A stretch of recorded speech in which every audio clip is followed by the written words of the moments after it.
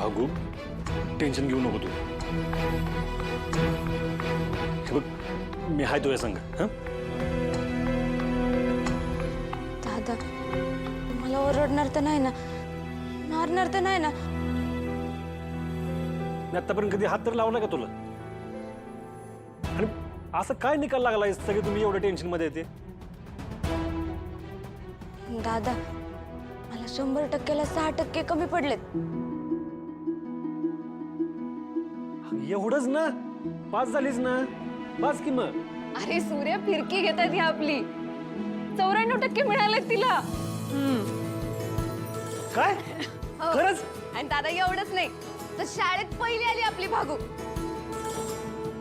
बागू तू पहिले आली.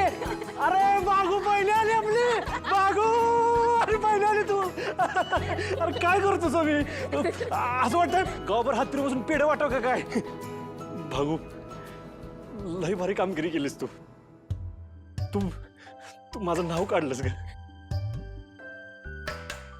या घराचं नाव मोठं केलंस तू.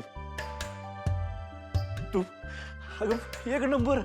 अगं गावात तुळजा अगं 94% मार्क पडले. पहिले आले आपले बागू. तात्या बागू पहिले आले. त्याचे पहिले आले बागू. अरे पहिले आले बागू. मी गावात सगळ्यांना सांगणार आहे माझी बागू पहिले आले. ऐकलं का? माझी बागू पहिले आली गावात. अरे ऐकलं का? माझी भाग्य पहिली आली शाळेत. अरे भाग्य पहिली आली शाळेत. पहिली आली पहिली. संध्या सुधरे अरे माझी भाग्य बहीण पहिली आली शाळेत.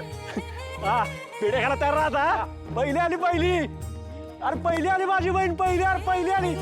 काय सांगतोस? अगं भाऊ पास झाली. शाळेत जोडच नाही तर तिला कोणी. लयच आनंदाची बातमी आहे.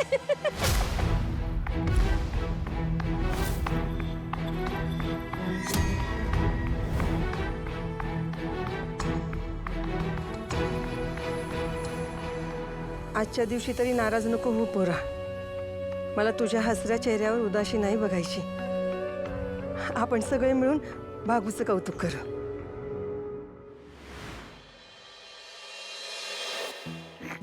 प्रसाद बाळा थांब. आई काय करते? दृष्ट काढते.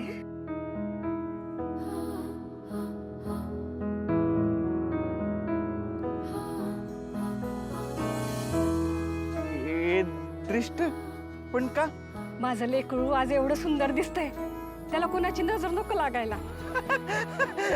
आई मी खरंच खूप छान दिसतंय. एखाद्या राजावानी तेज आले बघ तुझ्या चेहऱ्यावर. या सगळ्या वैभवावर तुझा अधिकार आहे. पण काय दिवस आलेत. कोलाच्या हाती कारभार गेला की असंच होणार. माझं आयुष्य तर असंच गेलं. तुझं वाईट वाटतं लेकरं. दरवर्षी देवीचा उत्सव आला की आपण किती आनंदी आहे याचा खोटा आव आणायचा. आपलं मन आतच दाबून ठेवायचं आणि तिथं जमलेल्या सगळ्या लोकांना दाखवायचं आपण किती खुश आहे. कधी घरी आलं की नाता मुख्याचा मार खायचा. हे सगळं तुझ्या वाट्याला नको असं वाटतं माझ्या लेकरा. देवा तुझं मन कसं विरघळत नाही. तूच काहीतरी कर. माझ्या लेकराला यातनं बाहेर काढ. आता तूच सांग कोणीतरी येईल का आणि आम्हाला या सगळ्यातनं बाहेर काढेल का? मी हाय की. भागूबाईला आधी मीच लाडू बनवणार.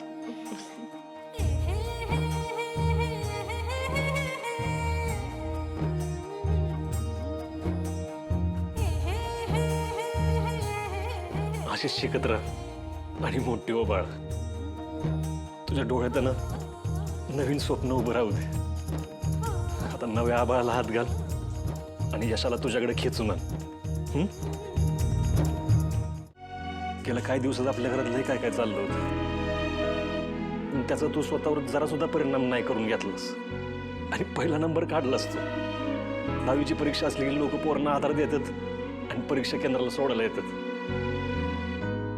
मी पण तुला सोडायला येत होतो पण मला तुला आधारच नाही देता आला.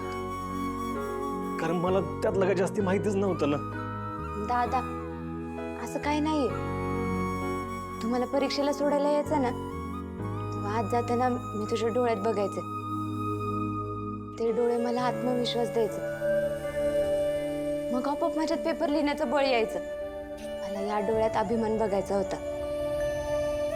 तू आमच्या आयुष्यातले आनंदाचे क्षण पेरलेस. आम्हाला पण तुला आनंदी बघायचं होतं. आणि हा, हे यश माझ्या एकटीचं नाही बरं का. एवढ्या सगळ्या कामांमधून बहिणीने माझा अभ्यास घेतला. राजूताई, धनुदिदी, तेजू अक्का या सगळ्यांनी मला आधार दिला. तात्यांचे आशीर्वाद होते. आणि सगळ्यात महत्वाचं, तू अपेक्षांचं कसलंच ओझं माझ्यावर टाकलं नाही. म्हणून तर आज मला माझ्या पंखांनी असं उंच उडता आलं.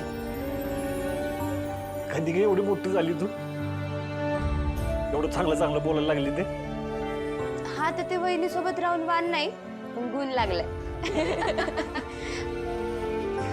दादा मला चांगलं बोलता येतं की नाही माहिती नाही, पण एक सांगू, तू न बोलता माझ्यासाठी खूप काय केलंय. माझे खूप लाड केले. प्रत्येक कठीण परिस्थितीत आम्हाला उभं राहायला शिकवलंय.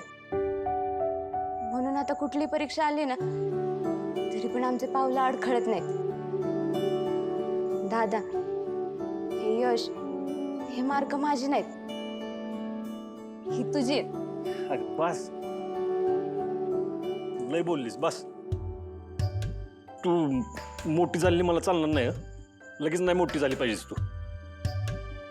तू असं मोठ्या माणसाने बोलायला लागलीस ना की मला भीती वाटते. मग असं वाटतं तू मोठी झाली, जातं तुझं लग्न म्हणणार, तू सासरी जाणार, मग मी एकटा पडेन इथं. दादा, माझ्या आत्ताशी 10वीची परीक्षा झाली. लग्न व्हायला अजून लय टाइम आहे. आणि तुला लग्न लावायचंच आहे ना, तर राजूताईचं लाव. आणि तसं पण लग्नामुळे मला जर तुला सोडून जावं लागणार असेल ना, तर मला नाही करायचं लग्न. बर, हे बघू तवाचं तवा. आता आपण आवरायला घेऊया का? हो चला, बराच उशीर झालेला आहे. आता आपल्याला उत्सवासाठी निघावं लागेल. आणि सूर्या रे, डॅडींचा फोन पण येऊन गेलेला आहे. डॅडींस कशासाठी? अरे तेजूला त्रास नको म्हणून ते गाडी पाठवत आहेत. तर त्यांचं असं म्हणणं आहे की सगळे त्याच गाडीने या. गाडी आली आणि आपण रेडी नसलो तर परत डॅडींचे 4 फोन येतील. त्यामुळे चला लवकर आवरायला घेऊयात.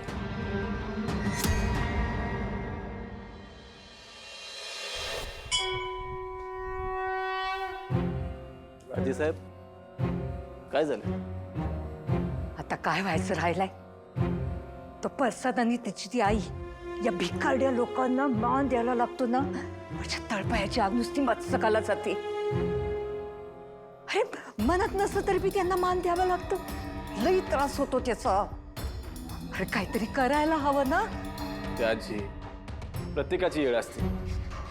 आज त्यांची येळ आहे, उद्या आपली येईल. नमस्कार नमस्कार शशिकांतराव, नमस्कार. या या या, तुमचीच वाट बघत होतो.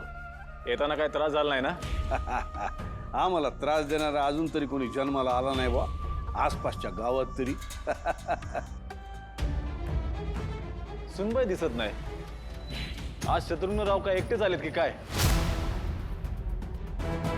तिकडे मायरी गेल्यात ना, त्यांच्या बंधूंबरोबर येत. अरे वा, तुमच्या जावई बापूकडील मंडळी आली वाटतं.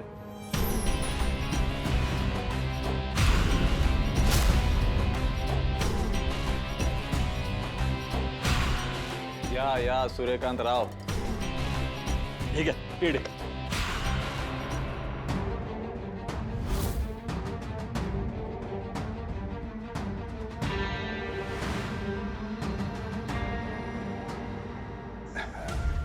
घ्या, आल्या सुनबाई.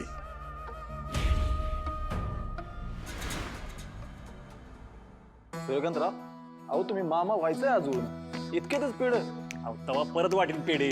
हे पेढे आहेत ना, म्हणजे भागूच्या 10वीच्या यशाचे पेढे आहेत. तिला 94% पडले 10वीत. 94% एवढे? होय.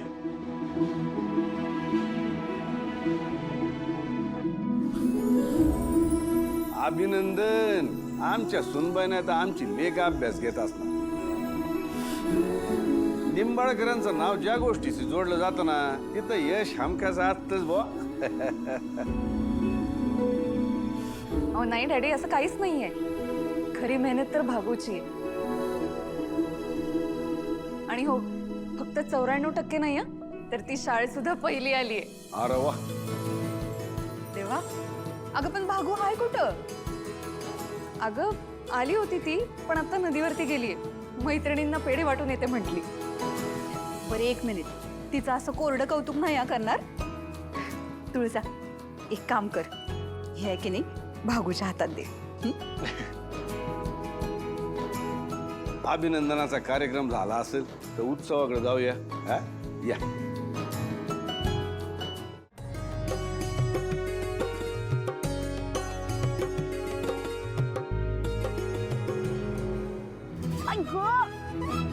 ऐक लागलं ना.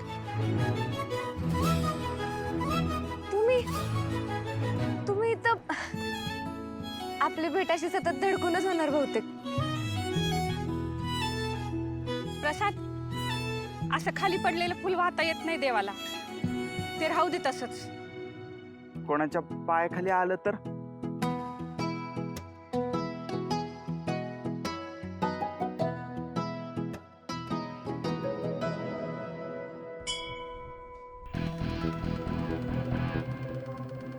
बायको असं सेकंदाला नाराज व्हायची गरज काय बरं?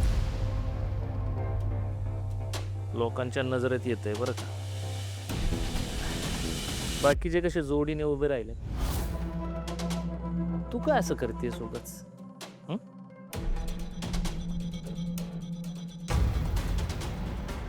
तू होतीस तू. किती वेळ झाला वाट बघतोय आम्ही. अरे दादा, ते मैत्रिणी भेटले ना, त्यांच्यासोबत थांबलेले. ते परडीचा उत्सव आहे त्याच्याबद्दल माहिती सांगत होते. हा, आज परडी पाण्यावर तरंगणार आहे ना. खऱ्या खोट्याचा उत्सव साजरा होणार आहे आज. बरोबर. आता कुठं नालाच नाहीत ना, सांगून देऊ. आम्ही तर आरती चालू होणार. प्रसादराव कुठे राहिलेत? आता आरतीची वेळ झाली आणि आरती वेळेवरच व्हायला पाहिजे. हो, येतात ते. यो मान काय तुमच्या वाट्याला येणं झालंय. येणार येणार. आमच्या वाटेले बी सगळा मान सन्मान येणार. जरा धीर धरा. दादा, तुम्ही दर्शन घेतलं? घेतलं. तू घेऊन जा.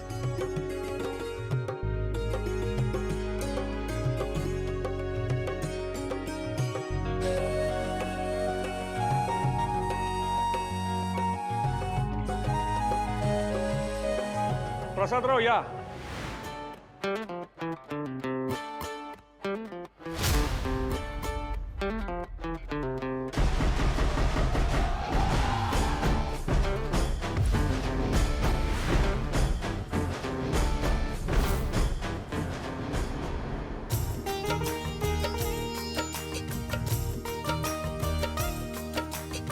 आज महाआरतीचा मान तुमचा प्रसादराव.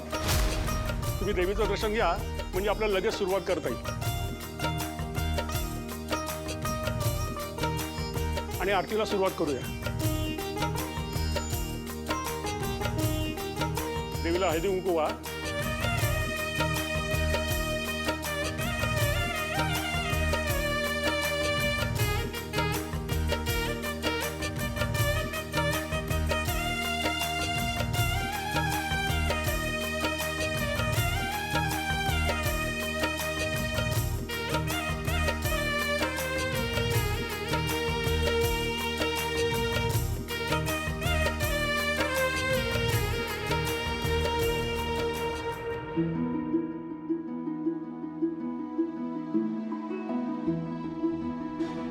आरती म्हणजे देवीला मनापासून हाक देणं.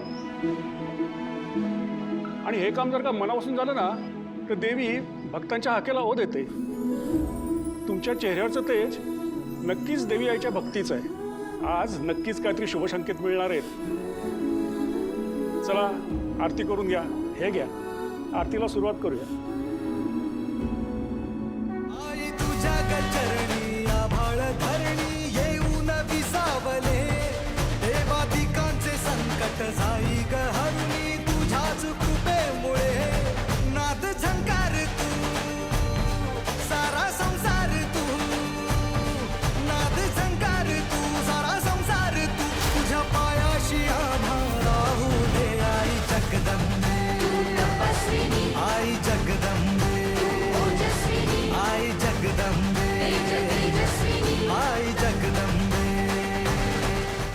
नकळत तो ना, पण आजची आरती तुझ्याकडनं घडली पोरी. आता तूच सर्वांना आरती दे बघू.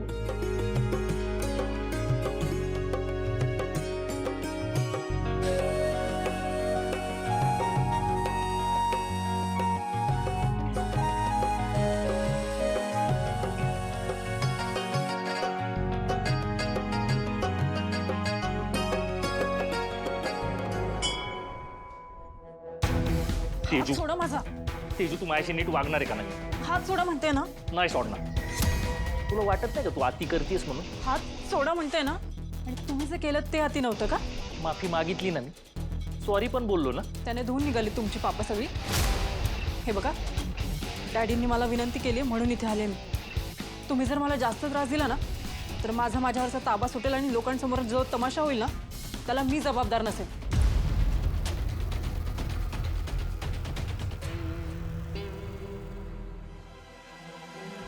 समजा ठीक आहे ना. अगं हो, मग दाजी अशा चिडून का गेले? मी ह्यांच्या बरोबर गाडीतनं आले नाही, तुमच्या बरोबर आले ना म्हणून जरा रुसलेत. हो पण ते चला, महाभोग तयार आहे, सर्वांनी लवकर या. चल आपण जाऊया आत.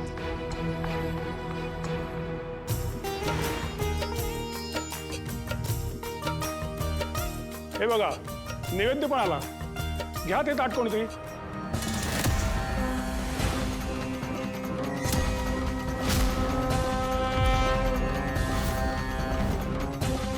गुरुजी ते कुठे ठेवू? हे पोरी, देवीला महाभोग आम्ही चढवतो. तू कुठं आलीस ग मधी? अहो नाही, ते मला वाटलं गुरुजी मला म्हणले ना म्हणून मी घेतलं. कुठे ठेवू? काय करू याचं? दे ते इकडं. महाभोग आम्हीच चढवणार. आता हे शक्य नाही. आजचा महाभोग ही मुलगीच चढवेल.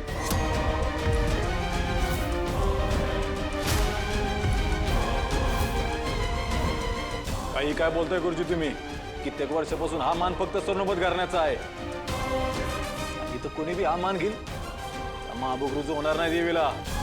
देवी आईनेच हे सगळं घडून आणल्यानंतर का रुजू होणार नाही? तुमचं सगळं खरं आहे, पण या मुलीने हे ताट हातात घेणं ही देवी आईची इच्छा आहे. नर्मदेताईंच्या हातातलं ताट ज्यांच्याकडे जाईल त्यांनीच हा महाभोग चढवणं गरजेचं आहे. हा देवीचा नियम आहे. आणि लक्षात ठेवा, मनाचा नियम कधी मोठा असतो. त्यामुळे माझा आहे का, आजचा महाभोग या मुलीलाच दाखवू द्या. अहो पण गुरुजी मी कसं दाखवू? मी तर गावची पण नाहीये. देवाला सगळे सारखे असतात पोरी, आणि गुरुजी जे सांगतात ना तोच आमच्यासाठी शेवटचा शब्द. आणि ते म्हणतात तर यो महाभोग तुलाच चढवायला पाहिजे. आता हा महाभोग चढवल्यानंतर परडीचा उत्सव होईल.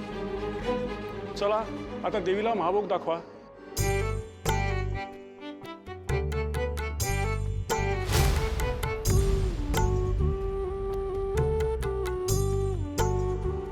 हे समजा काय चाललंय?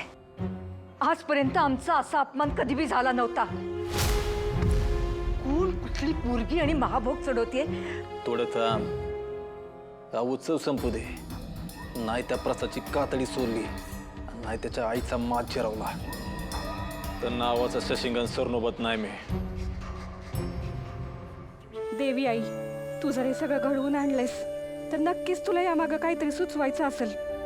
मला माहिती आहे या वेळेला मी असा विचार करणं चुकीचं आहे, पण काय करू? तुझ्या आशीर्वादाशिवाय माझ्या प्रसादाला कुणाचा बी आधार नाही. आई, तूच माझ्या लेकराला सांभाळ. या उत्सवाला येताना असं काय घडेल वाटलं नव्हतं, पण तू आपण माझ्या राजूचा हात आरतीच्या ताटाला लावलास. तिच्याच हातनं तू महाभोगासारखं पवित्र कार्य घडवून आणलंस. आज माझ्या भाऊनं पण नाव काढलं. हे सगळं तुझ्या आशीर्वादामुळे. तू पाठीशी आहेस म्हणून या आनंदाचा सोहळा डोळ्यांना बघायला मिळतोय आई. अशीच पाठीशी राहा.